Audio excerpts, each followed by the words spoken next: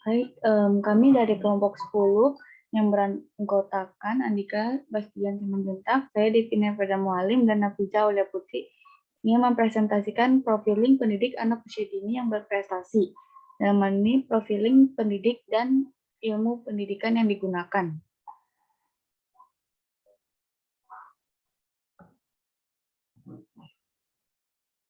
Yang pertama itu ada profil pendidik yang berprestasi. Biodatanya itu nama Ibu Lindawati, alamatnya di Bandar Lampung, tempat tanggal lahirnya di Tanjung Karang, 18 Oktober 1945, beragama Islam, riwayat pendidikannya ada SDN 1 Gedong Air, SMPN 7 Segala Mider, SMUN 8 Bandar Lampung, D2 PGTK Unila, S1 Psikologi UML. Untuk prestasi yang beliau raih itu ada juara 1 dalam lomba guru TK berprestasi tingkat Kota Bandar Lampung pada tahun 2018, juara lomba JSIT Nasional Video Pembelajaran tingkat TK, penghargaan dari Yayasan sebagai guru terbaik, penghargaan dari Bunda PAUD Kota Bandar Lampung. Ini adalah foto-foto beliau saat mendapatkan prestasi-prestasi tersebut.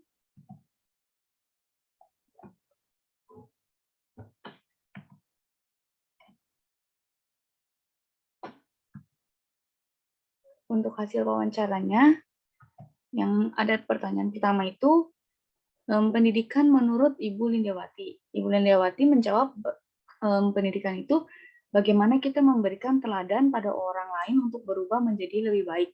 Bukan hanya sekedar mentransfer ilmu pengetahuan, tetapi bagaimana bisa merubah perilaku orang lain menjadi lebih baik dan didukung oleh teladan yang baik bagi kita sebagai seorang guru. Selanjutnya akan dilanjutkan oleh Andika.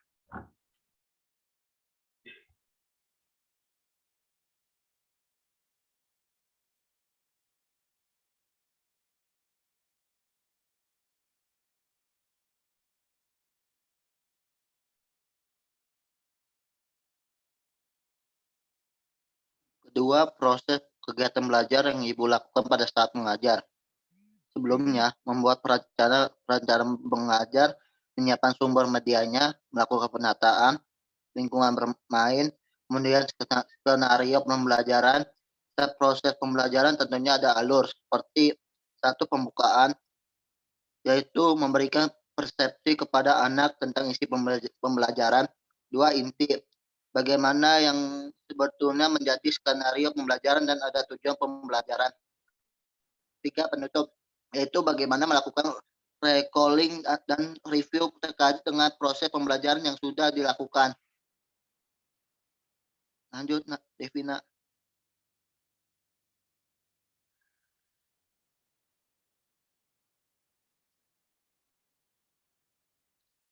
Ketiga, teori tokoh yang digunakan dalam pembelajaran.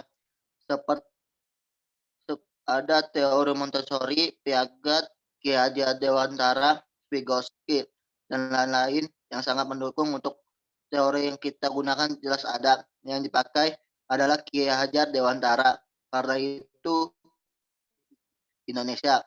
Namun tidak menutup kemungkinan menggunakan jika ada sesuatu yang baik dari yang lain, maka diambil dan dipelajari.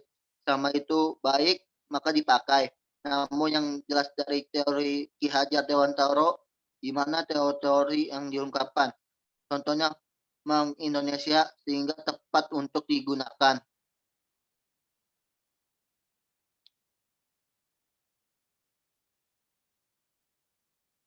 4. Seberapa penting landasan yang Ibu gunakan dalam dunia pendidikan Indonesia. Seperti yang disampaikan tadi, kita memberikan tauladan dan itu menjadi semboyan Ki Hajar Dewantara. Ketika kita akan menjadi teladan, maka mau tidak mau kita harus belajar, membaikkan diri, menambah ilmu pengetahuan kita, terinternalisasi dalam diri kita. Kalau sudah terinternalisasi, ketika itu menjadi sebuah tauladan bagi orang lain, otomatis muncul sebagai sebuah perilaku Dan ketika perilaku itu ditunjukkan tanpa harus kita berbicara pun, orang akan biasa mengikuti itu. Ketika itu baik, karena pendidikan itu kan berubah dari yang tidak baik menjadi baik. Akan dilanjutkan oleh Nafija. Baik, terima kasih. Yang kelima, bagaimana pengaruh pandangan tersebut dalam dunia pendidikan, terutama dalam kegiatan belajar mengajar?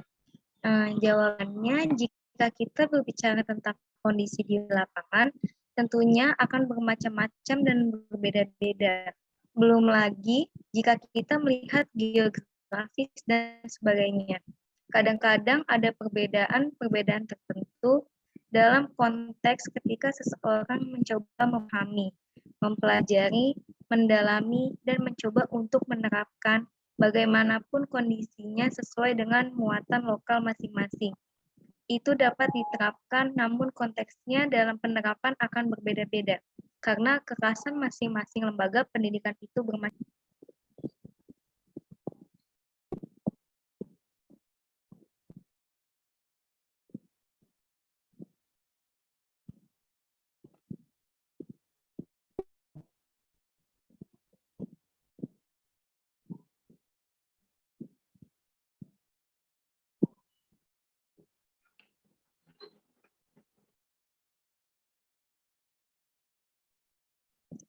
Keenam, penerapan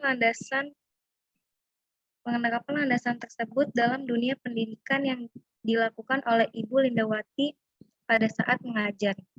Karena mengajar anak usia dini, di mana mereka melihat seorang guru adalah contoh. Dan biasanya anak-anak itu lebih mendengar kata-kata guru dibandingkan dengan kata orang tua. Artinya di sini bagaimana sosok seorang guru betul-betul biasa menjadi contoh yang terbaik untuk anak didik. Contoh di sini tidak hanya perilaku, tetapi juga cara berbicara, cara berpakaian, cara ketika berinteraksi, menanamkan adab pada anak-anak. Yang pertama harus dilakukan adalah bagaimana guru bisa menjadi contoh.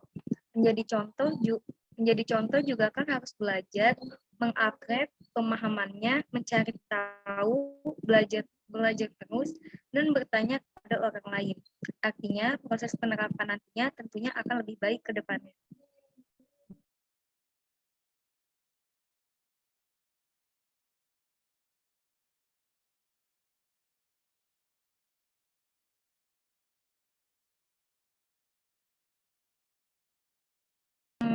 Ketujuh, pernahkah ada kendala saat proses belajar mengajar? Tentunya ada, karena tentunya kita semua butuh proses menjadi teladan. Kita harus belajar bisa menemui kendala-kendala. Kemudian ketika penerapan, misalnya kita sudah mengajarkan mereka memperhatikan.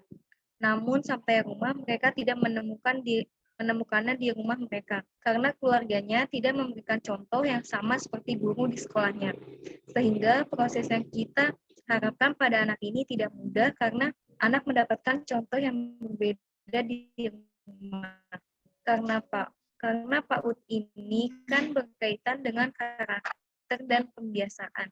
Dan jika yang didapatkan di rumah berbeda, maka anak akan bertanya-tanya kenapa berbeda, sehingga harus berupa bersinergi dengan orang tua supaya bisa melekat.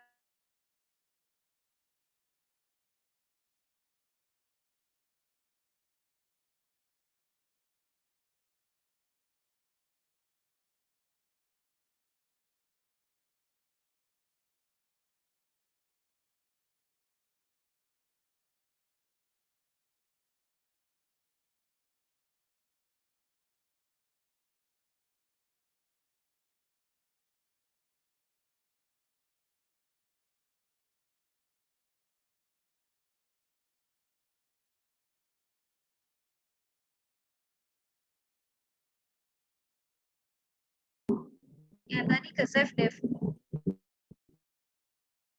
Bentar, ada slide terakhir. Ini ke sesi harusnya. Oh, gue connect wifi dulu bentar.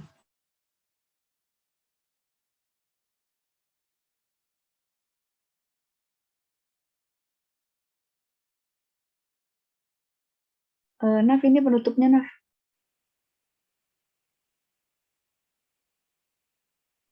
Kenapa deh?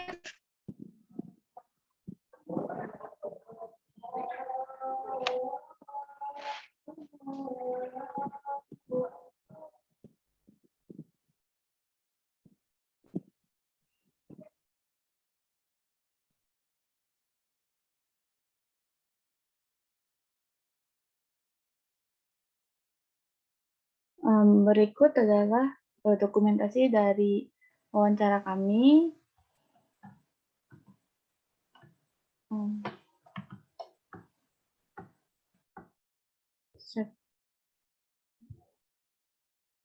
Sekian presentasi kami. Terima kasih.